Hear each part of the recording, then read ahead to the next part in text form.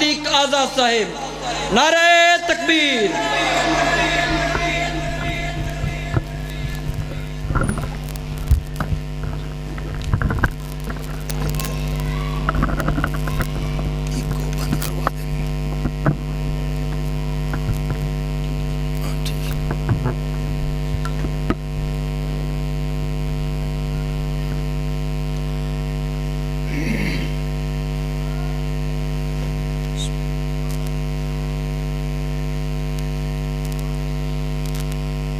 لله الحمد وله الكبرياء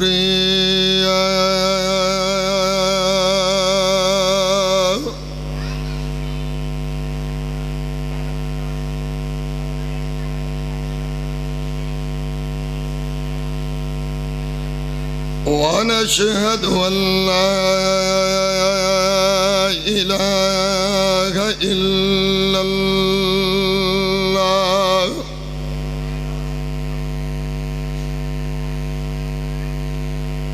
وحده لا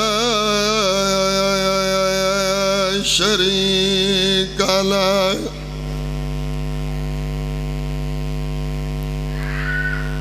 ونشهد أن سيدنا وسندنا ومستندنا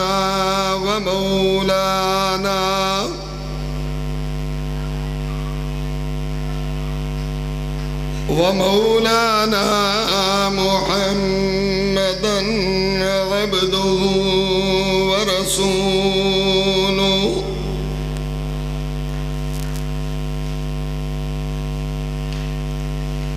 أما بعد فقد قال الله تبارك وتعالى في القرآن المجيد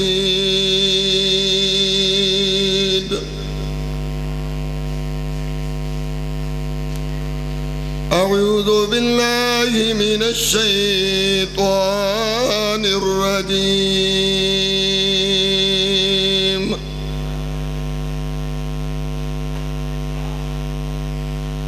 بسم الله الرحمن الرحيم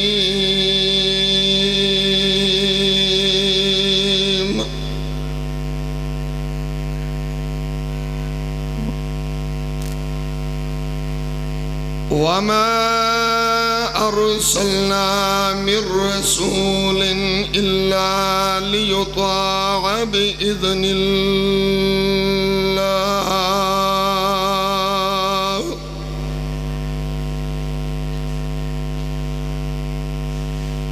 سبحان ربك رب العزة عما يصفون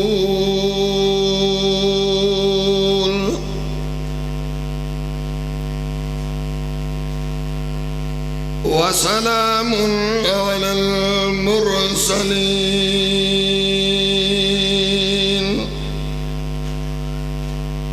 والحمد لله رب العالمين.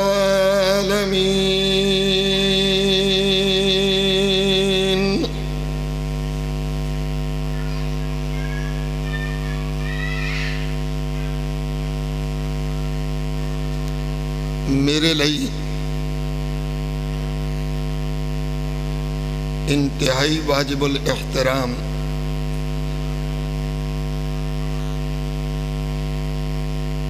ذی قدر علماء کرام اور اشاعت التوحید و سنت دے غیور اور موحد دوستوں اور عزیزوں،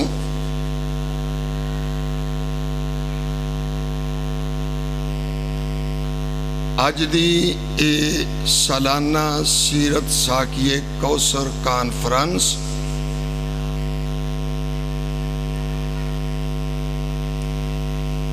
جمعیت اشاعت التوحید و سنت دے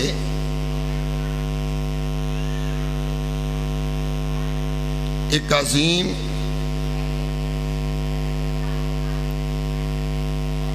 دینی ادارے جامعہ فاروقیہ دے زیر انتظام قیام پذیر ہے. سیرت ساکیے کوثر دا اہتمام، انتظام اور انصرام کرنے والے حضرات دی محنت نو اللہ قبول فرما کے دونوں جہاناں دی کامیابی دا ذریعہ فرما دے.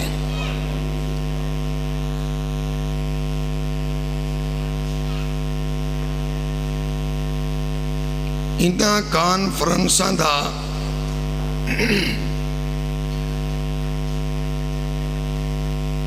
مقصد یہ ہے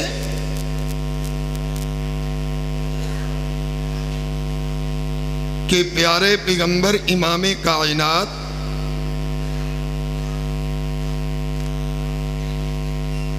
امام الانبیاء صلی اللہ علیہ وسلم دی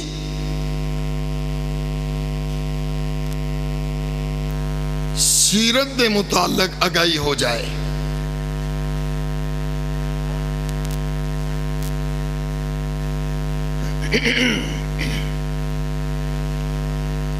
تاکہ اپنی زندگی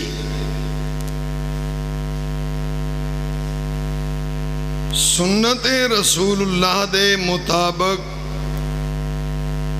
گزارنے دا سلیقہ آ جائے.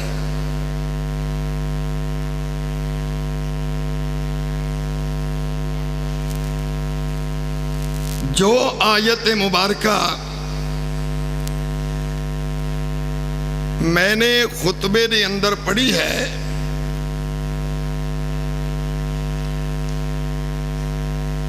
یہ 5ویں پارے دی آیت ہے.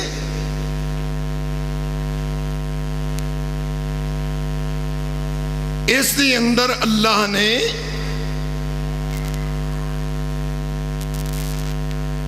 پیارے پیغمبر امام کائنات دی بے صدا مقصد ذکر کیتا ہے. وجہ ہے بھئی، گل میری سمجھ آ رہی ہے؟ کہ پنجابی ٹھیک ہے کہ اردو ٹھیک ہے؟ رلی ملی؟ ساڑی اردو بھی رلی ملی ہے. اس آیت مبارکہ میں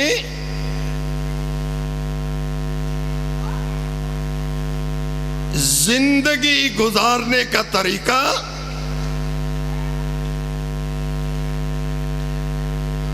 اور پیارے پیغمبر امام کائنات دی بعثت اور دنیا دی اتے تشریف لانے دا مقصد اللہ نے بیان کیتا ہے.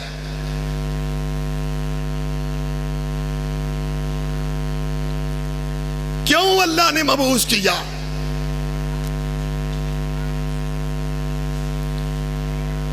آج ایک طبقہ ایسا ہے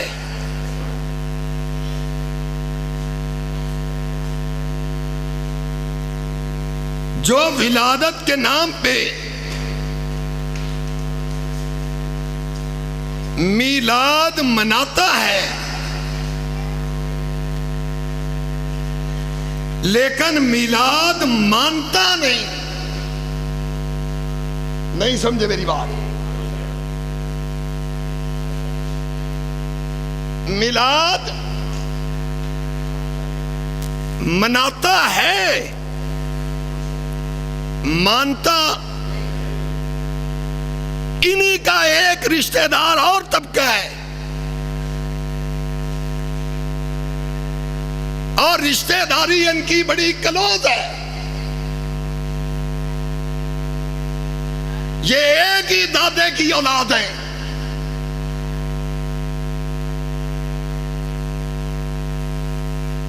اوپر والی نسل ایک ہی ہے.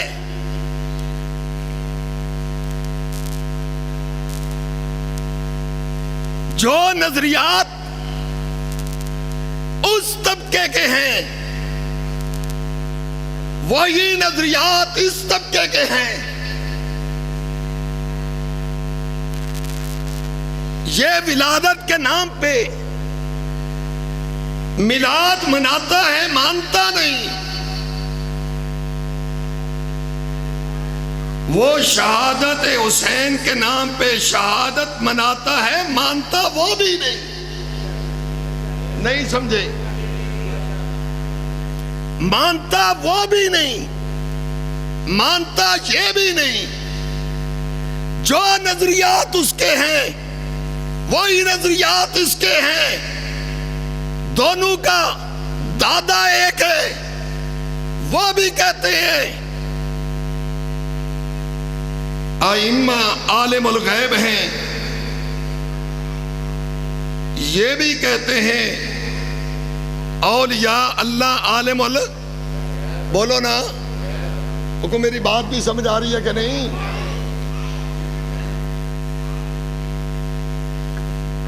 مزہ نہیں پہ ہوں کرسی طرح تھلے چوکھی بہ گئی ہے یا کم نہیں واہ ہو گیا.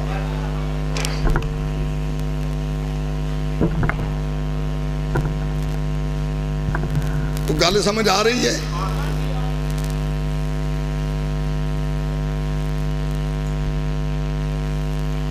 ہمارے اشاعت توحید و سنہ کے ہر خطیب کی خوشبو الگ الگ نہیں، نرالی ہے. خوشبو ایک ہی ہے اور وہ قرآن کی خوشبو ہے. کہو سبحان اللہ.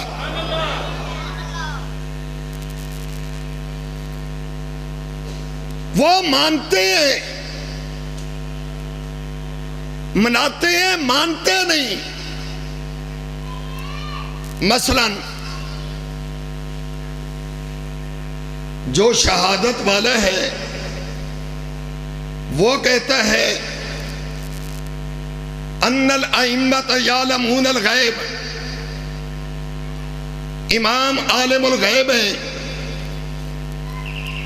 یہ کہتا ہے اولیاء اللہ عالم الغیب ہے.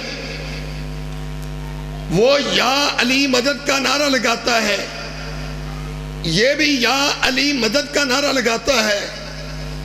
وہ بھی اللہ کے سوا اوروں کو حاضر ناظر، غیب دان، مختار کل، اختیارات کا مالک سمجھتا ہے. یہ بھی سمجھتا ہے. وہ بھی قبر پوجتا ہے، یہ بھی قبر پوجتا ہے. وہ گھوڑا پوجتا ہے، یہ ہر شے پوجتا ہے. دونوں میں فرق.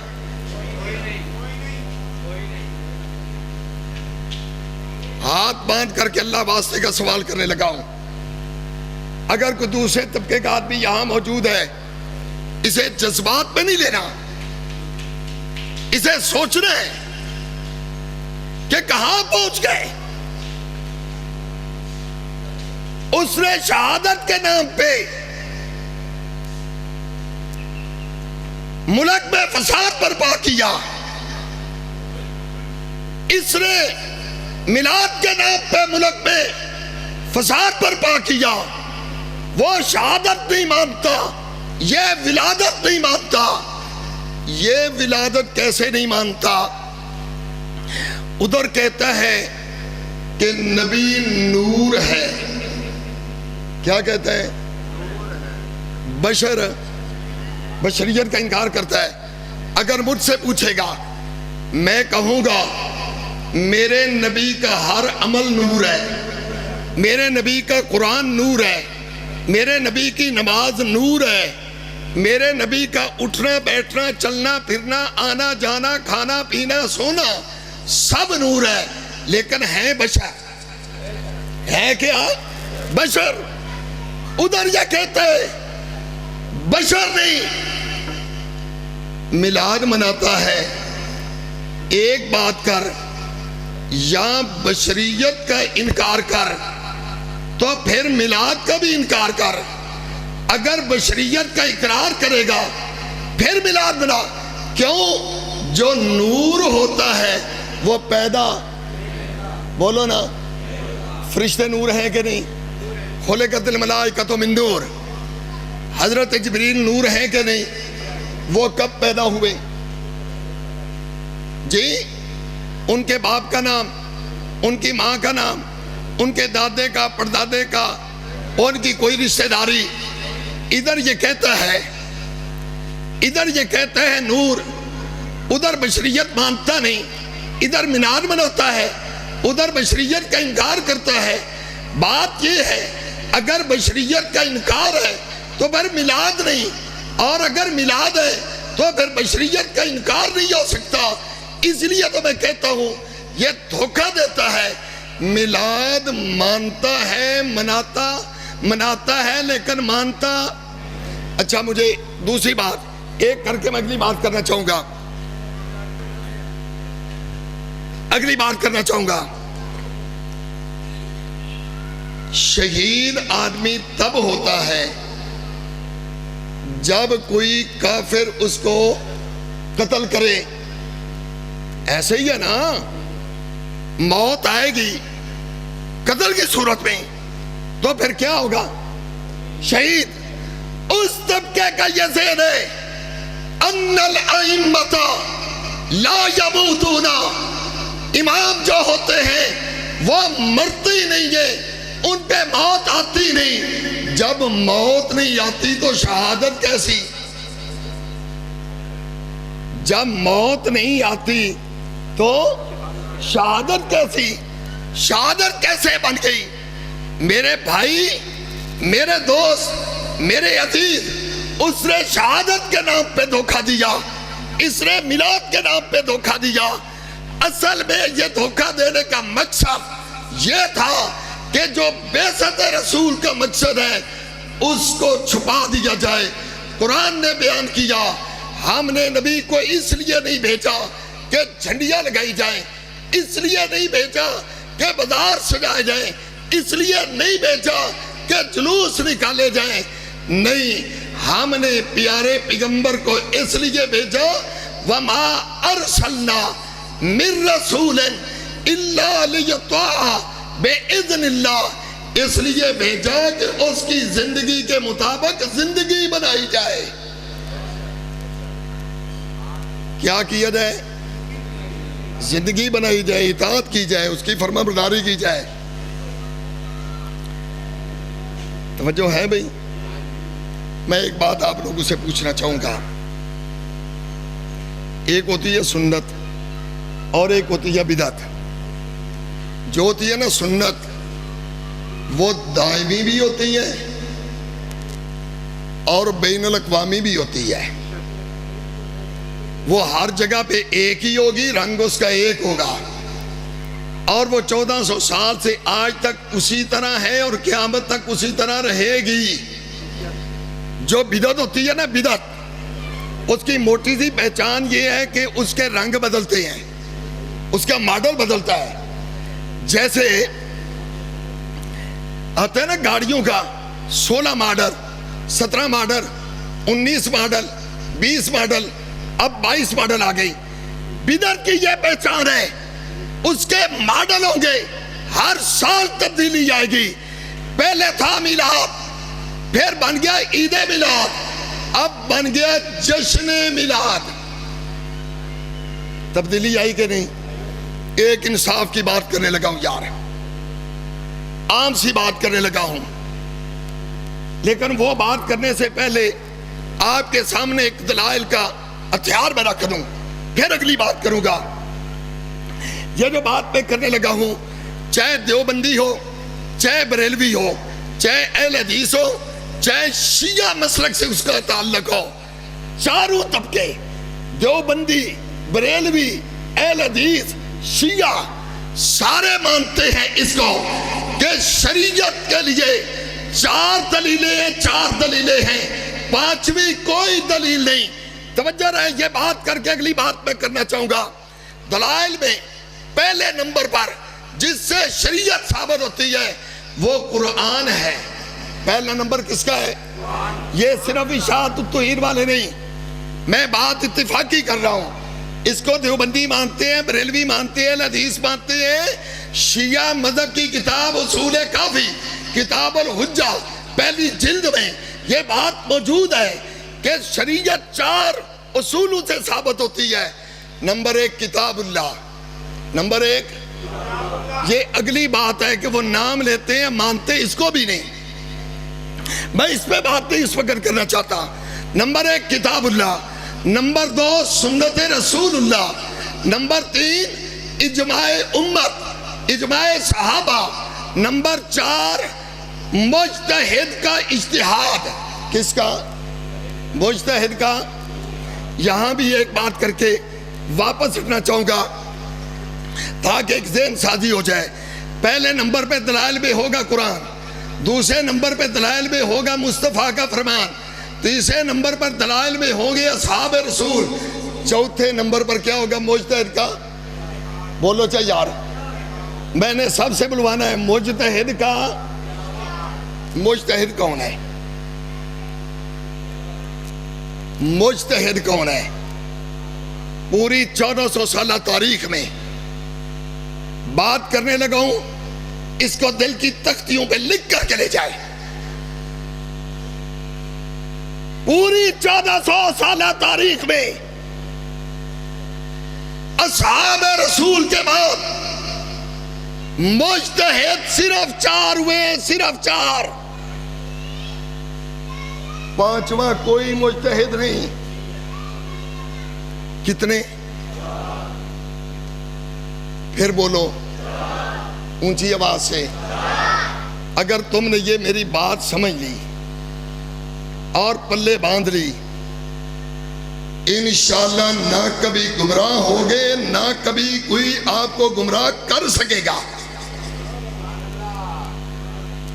صرف 4 مجتہد ہیں، 4. امام ابو حنیفہ 1. کون؟ بتائیں امام ابو حنیفہ کون ہے؟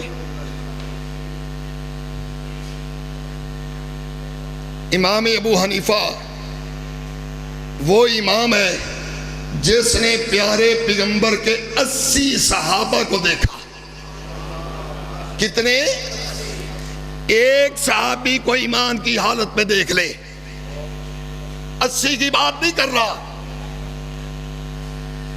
اٹھائیے الاکمال فی اسماء الرجال، مشکات کے ساتھ یہ کتاب چھپی ہوئی ہے.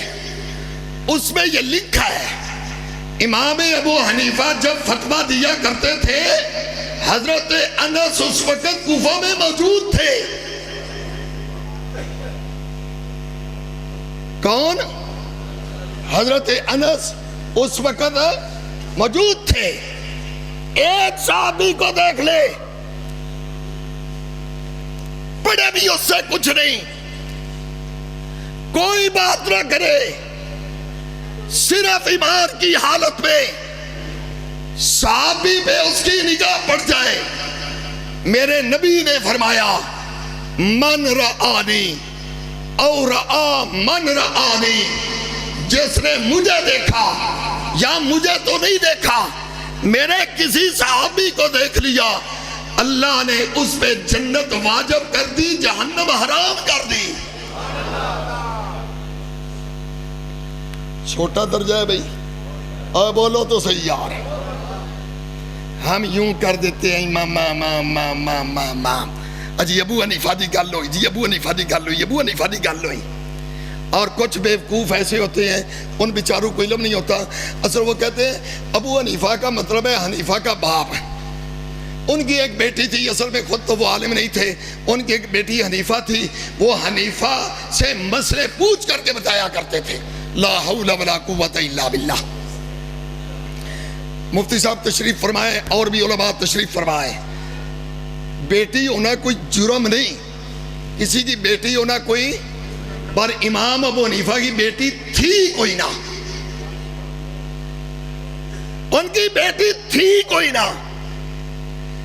انہیں پھر حنیفہ کیوں کہا گیا؟ ابو حنیفہ الملت البیضاء. ان کے ایسے مضبوط اصول اور ضابطے تھے جیسے حضرت ابراہیم خلیل اللہ کے تھے. 4 مجتہد ہوئے ہیں. اس وقت میں اس پہ بات نہیں کرنا چاہتا، لیکن بات آگے درمیان میں نے تھوڑی سی کر دی. پھر کسی موقع پہ انشاءاللہ امام ابو حنیفہ میں بات کروں گا، اللہ نے موقع دیا تو. 4 ہیں صرف. امام ابو حنیفہ 1، امام مالک 2، امام شافعی 3، امام احمد بن حنبل 4. یہ 4 ہیں، 5واں کوئی مجتہد نہیں ہے. اگر کسی کے ذہن میں ہے تو وہ نام لے. ان 4 نے صرف دین اسلام کو مدون کیا، تدوین کی ہے. اور یہ 4 جو ہیں، اس کے بعد آپ دیکھیں امام بخاری امام شافعی کا مقلد ہے، امام مسلم امام شافعی کا مقلد ہے، امام طحاوی حضرت امام ابو حنیفہ کا مقلد ہے. بڑے بڑے محدثین ان کے مقلد ہیں. تو دلائل شرح میں صرف 4 ہیں. پھر ایک بات میں کہنا چاہوں گا، جب آئے گی عقیدے کی بات، اے علماء دیوبند کے ماننے والا اور دیوبندی کہنے والوں، سارے سنو ذرا غور سے. جب آئے گی عقیدے کی بات، اس وقت امام ابو حنیفہ کی بات بھی چل لے. اس وقت قرآن چلے گا. کیا چلے گا؟ اونچی آواز سے. پھر حدیث رسول اللہ. اور سب حدیث رسول اللہ نہیں، حدیث بھی وہ چلے گی جسے کہا جاتا ہے حدیث متواترہ. متواترہ کا مطلب ہے جس کو ایک صحابی نہیں بیان کرتا، اس کو 10 12 15 16 20 25 30 40 50 بہت سارے اصحاب رسول جس کو بیان کریں، جن کے بارے میں یہ خیال نہ ہو سکے یار سننے میں مغالطہ لگ گیا ہوگا. ایسی وہ دلیل چلے گی، وہ روایت چلے گی جو متواترہ ہوگی. اور تیسرے نمبر پہ عقیدے میں حضرات اصحاب رسول کا اجماع اور اتفاق چلے گا. عقیدے کے معاملے میں یہ صرف 3 دلیلیں ہیں، چوتھی کوئی دلیل نہیں. فری مسائل میں چوتھی دلیل مجتہد کا اجتہاد بنتا ہے. میرے بھائی، میرے دوست، میرے عزیز، یہاں میں ایک بات کرنا چاہتا ہوں. آج عید میلاد النبی کے نام پہ بڑا شور ڈالا جاتا ہے، بڑی بات کی جاتی ہے، کہا جاتا ہے یہ بہت بڑا فرض ہے. میں ایک سوال کرنا چاہوں گا. پورا قرآن پڑھیے، پوری حدیث رسول اللہ پڑھ لیں. عقیدے پہ بات نہیں کر رہا بھی.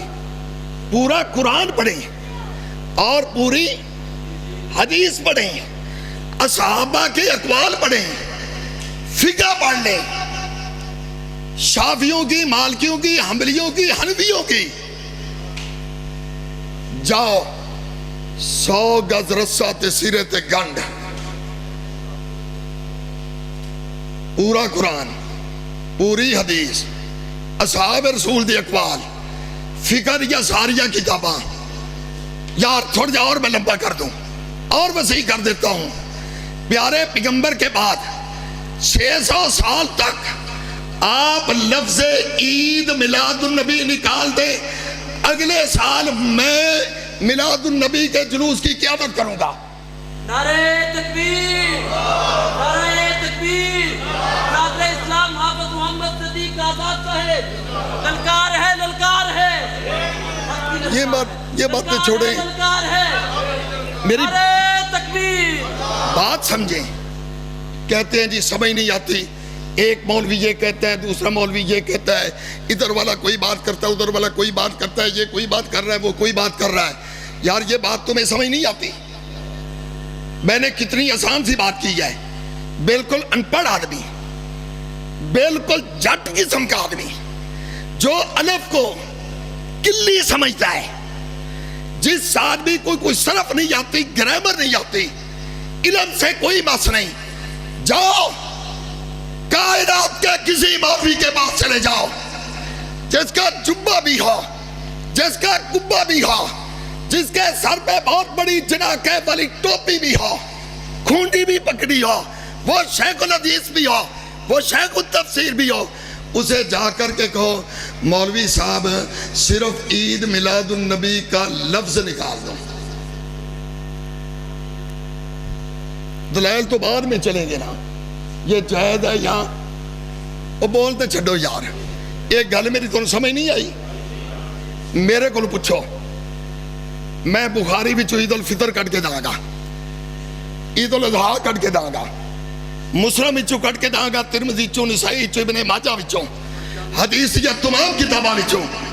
پھر اے عید پڑھنے دا طریقہ, جانے دا, آنے دا, پہننے دا, کھانے دا, پینے دا, اٹھنے دا, عبادت دا, اے سارے طریقے حدیث کی کتاب وچوں نکال کے داں گا.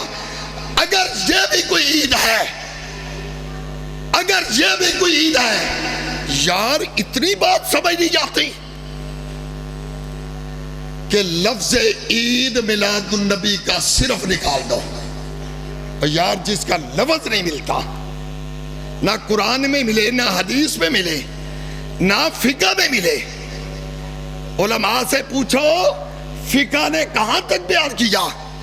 فقہ نے تو یہاں تک بیان کر دیا گرمیوں میں استنجا کیسے کرنا ہے, سردیوں میں کیسے کرنا ہے. فقہ نے تو یہاں تک بیان کیا ہے. اس میں سے لفظ عید میلاد نہیں ملتا, تم اس کے دلائل دیتے پھرتے ہو.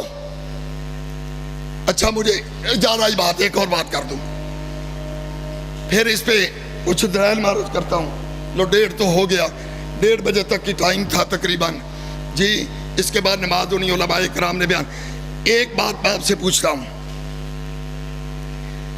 پیارے پیغمبر امام کائنات صلی اللہ, کہہ دو یار اونچی آواز سے, آپ کی جوتیاں مبارک. اور مجھ سے سنیے ایک بات میں یہاں کہہ دوں, امام احمد بن حنبل رحمت اللہ علیہ فرماتے ہیں جو نبی پاک صلی اللہ علیہ وسلم کی جوتی کو جتڑی کہہ دے, میں اس کے کافر ہونے کا فتویٰ دیتا ہوں. ہم جوتی کی بھی عزت کرتے ہیں. یہ بات اپنی جگہ پہ. میرے نبی کے جو صحابہ تھے, توجہ, ان کے پاس پیارے پیغمبر کی اصلی جوتیاں تھیں کہ نہیں؟ بولو تو صحیح یار, چپ کر گئے ہو. تھیں. آج جو جوتیاں لگائی گئی ہیں یہ اصلی ہیں؟ ڈردے پہ ہو, میرے خیال تو شک پہ گیا ہے. اصلی ہیں, نکلی ہیں, اور وہ کاغذ کی ہیں یا کپڑے میں بنی ہیں؟ اسے سروں پہ سجایا گیا, سینے پہ تم نے لگایا. یار ابو بکر کے پاس تو اصلی جوتیاں تھیں, حضرت عمر کے پاس اصلی جوتیاں تھی, اصلی. حضرت عبداللہ بن مسعود کو تو کہا ہی جاتا تھا صاحب الوسادت و صاحب النعلین, نبی کی جوتیوں والا. جاؤ تمہیں عمر نوح تک کی مہلت دی جاتی ہے. کوئی مولوی, کوئی شیخ الحدیث, کوئی مفکر, کوئی محدث, کوئی علامہ, کوئی فہمہ, کوئی ادیب, کوئی خطیب مجھے نکال کر کے دے دے کہ اصلی جوتیوں کو کبھی صحابہ نے سروں پہ رکھا ہو. بات سمجھ آئی ہے؟ مقصد کیا ہے؟ صحابہ نے یہ کام کیوں نہیں کیے؟ انہوں نے یہ کام نہ کر کے یہ بتلا دیا, بات جھنڈیوں کی نہیں, بات جوتیوں کو اٹھانے کی نہیں, بات یہ منانے کی نہیں, پیارے پیغمبر کا مشن اپنانے کی بات ہے. تو قرآن نے بھی کہا وَمَا أَرْسَلْنَا مِن رَسُولٍ إِلَّا لِيُطَاعَ بِإِذْنِ. قرآن کا بڑا زبردست انداز ہے, بڑا زبردست انداز اور باربت ہے. یہ آیت ختم ہوتی ہے نا, ایک آیت چھوڑ کر آگے آیت آ جاتی ہے مَن يُطِعِ اللَّهَ وَالرَّسُولَ فَأُولَٰئِكَ مَعَ الَّذِينَ أَنْعَمَ اللَّهُ عَلَيْهِم مِّنَ النَّبِيِّينَ. آئے لگو, نبی کو ہم نے بھیجا اس لیے اس کی اطاعت کی جائے جو اطاعت کرے گا دن قیامت کا ہوگا اسے میں وہاں کھڑا کروں گا جہاں آمنہ کے لال ہوں گے، جہاں ابو بکر ہوں گے، جہاں شہداء ہوں گے، جہاں صالحین ہوں گے۔ یہ صفحہ الٹیے، ایک رکوع آگے چلے جائیے، دوسرا رکوع آگے جائیں گے نا، وہاں یہ لفظ ہے من یطع الرسول فقد اطاع اللہ۔ کیسا انداز اپنایا، پہلے کہا وما ارسلنا من رسول الا لیطاع باذن اللہ، پھر فرمایا من یطع اللہ والرسول، پھر کہا من یطع الرسول فقد اطاع اللہ۔ جو میرے رسول کی اطاعت کر لے گا وہ یوں سمجھے اس نے میں اللہ کی اطاعت کر لی۔ تو اللہ کس میں راضی ہوگا، نبی کی اطاعت میں یا دوسرے قابو میں؟ بس تھوڑی سی میں نے تمہید آپ کے سامنے رکھی ہے، پوری تفصیل تو نہیں ہو سکی۔ اللہ تعالیٰ پیارے پیغمبر امام کائنات کی اطاعت والی زندگی نصیب فرما دیں۔ آخر دعوانا ان الحمدللہ رب العالمین۔